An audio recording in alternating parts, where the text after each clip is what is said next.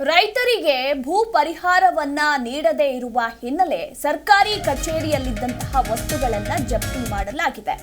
ಮೈಸೂರಿನ ಕೆಐಎಡಿಬಿಯ ಕಚೇರಿ ವಸ್ತುಗಳನ್ನ ಜಪ್ತಿ ಮಾಡಿಕೊಳ್ಳಲಾಗಿದೆ.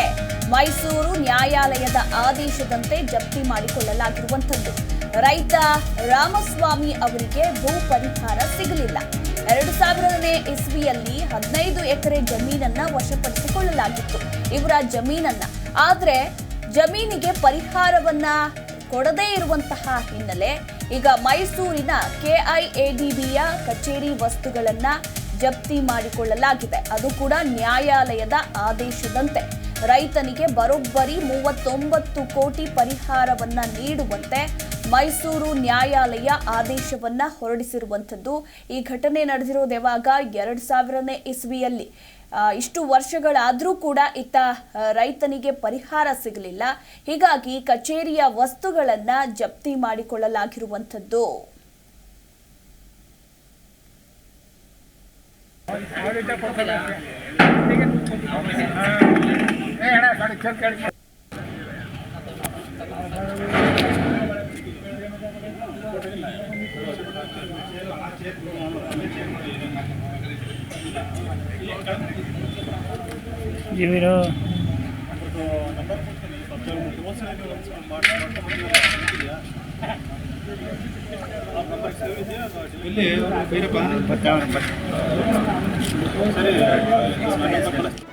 ಜಿ ಕನ್ನಡ ನ್ಯೂಸ್ ಈಗ ನಿಮ್ಮ ಮನೆಯಲ್ಲೇ ನೋಡಿ.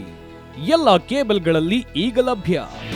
ನಿಮ್ಮ ನೆಚ್ಚಿನ ಜಿ ಕನ್ನಡ ನ್ಯೂಸ್ ಈಗ ಸನ್ ಡೈರೆಕ್ಟ್ ನಲ್ಲಿ number 292, Tata Play number 1664, Jio TV number 1334, NXT digital number 30, in cable number 30, city networks 51, U digital number 162, GTPL number 17, Rockline telecommunications number 42, Shri Basaveshwara cable number 168, rural cable network 60, Vinayaka digital 57, Abhishek cable 821, city channel 53, Siddeshwara cable network 57, ವಿ4 digital infotech 628, Surya digital networks 53, Gajanan digital number 836, Malnad infotech private limited number